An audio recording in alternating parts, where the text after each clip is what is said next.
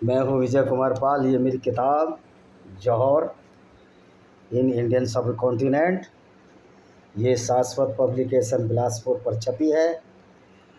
इस किताब में बताया गया है कि किस तरह भारतीय स्त्रियों को इस्लामिक गुंडागर्दी के सामने, क्योंकि इस्लाम में ये रिवायत है, ये रिवाज है, ये कस्टम है कि गैर मुस्लिम औरतों को लूट कर उनके साथ बदतमीज़ी करना, और इसी बदतमीज़ी के वजह से हमारी भारतीय औरतों ने जल जौहर किए, अग्नि जौहर किए। ये शाश्वत पब्लिकेशन पर है, अमेजन फ्लिपकार्ट पर है, और आप अगर इसको सस्ते में लेना चाहें तो आप PDF पर डाउनलोड कर लें। आपको ये किताब मुश्किल से 150-200 रुपये में पड़ जाएगी। पेज आपके लगेंगे, उसको आप बाइंड कर सकते हैं। इसी तरह ये मेरी दूसरी किताब है Vijay Kumar Pal paranoia of cults in Indian subcontinent. ये भी शाश्वत पब्लिकेशन बिलासपुर पर है।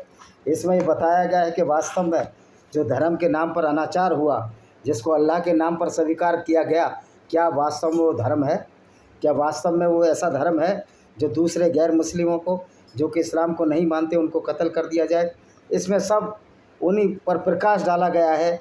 इसमें सारे लोगों के, इवन अगर ऊंच नीच का भेदभाव सनातन वैदिक धर्म में, हालांकि वेदों में तो नहीं है, लेकिन फिर भी इस पर प्रकाश डाला गया है, जो बाद में किताबें लिखी गई, जो कि हमारी कल्चर, हमारी आइडियोलॉजी का अंग ही नहीं है। इसी तरह ये किताब है lost paradise Kashmir, history of devastated Kashmir. ये रुद्रा पब्लिकेशन बिलासपुर पर है। दोस्तों, ये किताब सारी इंग्लिश में है। These all books in English. इसमें ये बताया गया है कि कैसे कश्मीर को बर्बाद किया गया। जब मीर अली हमदानी आया, एक मुस्लिम सो कॉल्ड सूफी संत, और कश्मीर को बर्बाद किया, किस तरह हिंदुओं को डल झील में डुबो कर मारा गया।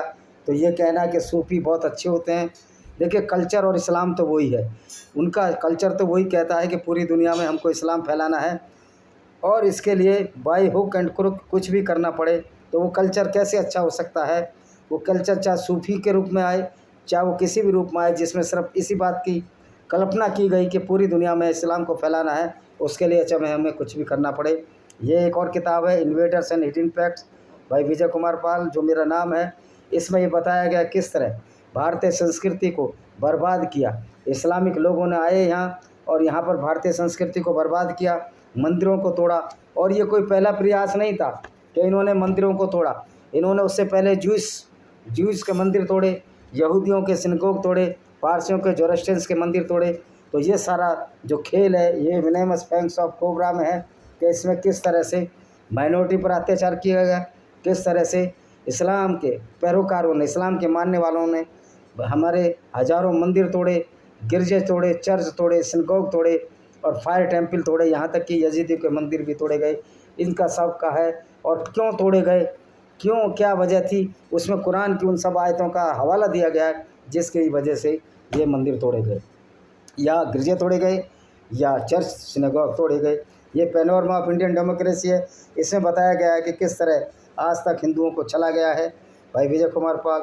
और ये आपको रुद्रा पब्लिकेशन बिलासपुर छत्तीसगढ़ पर मिल जाएगी। इस किताब को भी आप PDF से भी डायरेक्ट डाउनलोड कर सकते हैं। इसमें बहुत सारे पार्ट का हवाला दिया गया है। इसी तरह ये मेरी किताब है लिमिट ऑफ सिंजार, जो अभी नहीं छपी है। ये शाश्वत पब्लिकेशन बिलासपुर पर है। इसमें मेरा नंबर भी है कांटेक्ट करने के लिए, और मेरा ईमेल भी है। अगर ये किताब भी आप डाउनलोड कर सकते हैं, और या अमेज़न पर ख़रीद सकते हैं। इसमें बताया गया है किस तरह अबू बकर अल बगदादी ने गैर मुस्लिम यजीदी औरतों के साथ बलात्कार किया, उनको बाज़ारों बेचा, जिस तरह कि इनके प्यारे पैगंबर मोहम्मद हज़रत बेचते थे। लोग कहते हैं कि इसमें मोहम्मद की ब्लेसफेमी होती है। भाई, आपकी जो किताबों में लिखा हुआ है, अगर उसकी सच्चाई बताने से ब्लेसफेमी होती है, तो आप ऐसे पैगंबर को मानते क्यों हो, जिसकी वजह से आपका सिर शर्म से झुक जाता है? आप बजाय उस चीज़ को महसूस करने के, ये हमारे पैगंबर ने गलत किया, आप सड़कों पर उतर जाते हो।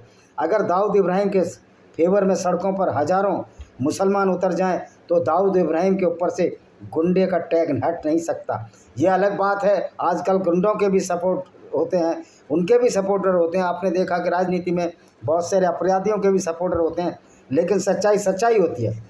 जो अपराधी है वो अपराधी है, और उसके सपोर्टर भी अपराधी होंगे, क्योंकि ये तो लड़ाई है, ये तो राक्षसों की और अच्छे लोगों की हमेशा लड़ाई, अच्छी विचारधारा और बुरी विचारधाराओं की लड़ाई है। तो इस्लाम ऐसी बुरी विचारधारा है जिसमें इस्लाम को मानने वाले भी उसी विचारधारा का अंग होते हैं और सड़कों पर आते हैं। लेकिन हमें देखना पड़ेगा कि वास्तव में सच्चाई क्या है। आपको ये मानना पड़ेगा कि तुम्हारे पैगंबर साहब कहीं से भी एक अच्छे इंसान नहीं थे। अच्छे इंसान क्या, वो साधारण इंसान भी नहीं थे, साधारण इंसान भी उनसे अच्छे होते हैं। उसके बाद ब्लेंडर ऑफ ब्लास्फेमी है, ये बिल्कुल रिसेंट पब्लिश हुई है, ये अस्तित्व पब्लिकेशन बिलासपुर पर है। इस किताब में भी लिखा गया, बताया गया कि किस तरह ब्लास्फेमी के नाम पर पाकिस्तान में और इस्लामिक कंट्रियों में गैर मुस्लिमों की हत्याएं हो रही हैं, सिर्फ इस्लाम की सच्चाई बताने के लिए। अरे वो सच्चाई तो आपकी किताबों से ही बताई जाती है, कोई हमने अलग से तो नहीं बताई। फिर भी उसके बावजूद इस तरह की हत्याएं हो रही है, तो इसका मतलब है कि इस्लाम में कहीं ना कोई कमी है, कोई खामी है। ये मेरी ब्लैक डॉट्स ऑफ टेररिज्म है, रुद्रा पब्लिकेशन पर। इस किताब में बताया गया है कि जितने भी वो है टेररिस्ट ऑर्गेनाइजेशन है, उनका जो इस्लामिक ऑर्गेनाइजेशन है वो किस वजह से टेररिस्ट एक्टिविटी करते हैं, उसमें सारी उन आयतों का हवाला दिया गया है, जिसकी वजह से काफिरों को कत्ल करने की बात कहते हैं। यद्यपि लोग कहते हैं कि प्रभाकरण एक हिंदू था, वो भी टेररिस्ट एक्टिविटी करता था, तो उनको पता होना चाहिए वो प्रभाकर का जो आंदोलन था वो टेररिस्ट एक्टिविटी का आंदोलन जरूर था, हिंसात्मक था, क्योंकि देश को तोड़ने की बात थी। लेकिन उनके बहुत सारे समर्थक तमिल थे, जिसमें ईसाई भी थे, जिसमें हिंदू भी थे, बुद्धिस्ट भी थे। वो तमिल इल्म बनाना चाहते थे कि हमारे तमिल के लिए अलग स्टेट दो, क्योंकि तमिलों का दल वहाँ वो हो रहा था, दमन हो रहा था। तो LTT को सिर्फ हिंदू ऑर्गेनाइजेशन कहना ठीक नहीं है, और उसका ये इरादा भी नहीं था कोई हिंदू राष्ट्र बनाया जाए। उसका इरादा था हम तमिलियों को, सिंगलियों जरा सताया जा रहा है। यद्यपि जो सिंगली हैं वो भी आसाम से गए हुए लोग हैं, माइग्रेट है, हिंदुस्तान के लोग हैं। तो इसकी तुलना करना मूर्खता होगी। तो आपको समझ आया कि किस तरह मौलाना झूठ बोल बोलकर इस्लाम को सही साबित करने की कोशिश करते हैं। इन सब को, सच्चाई को जानने के लिए मेरी इन 10 किताबों को पढ़िए। 11वीं और 12वीं किताब बहुत जल्दी आने वाली हैं, कम से कम इंग्लिश की तो आ ही जाएगी 1.5-2 महीने में। हिंदी की शायद लेट आए, क्योंकि उसमें थोड़ा टाइम लगेगा। तो इसी के साथ मैं इस वीडियो को विराम देता हूँ। वंदे मातरम, जय हिंद, आपका दिन। और मज़े की बात है कि जो ये किताब खरीदेंगे, इसमें भी जो भी पैसा होगा उसमें हम पशुओं के सेवा के लिए देंगे, जो हमसे बचेगा, और बहुत सारे अच्छे काम करेंगे।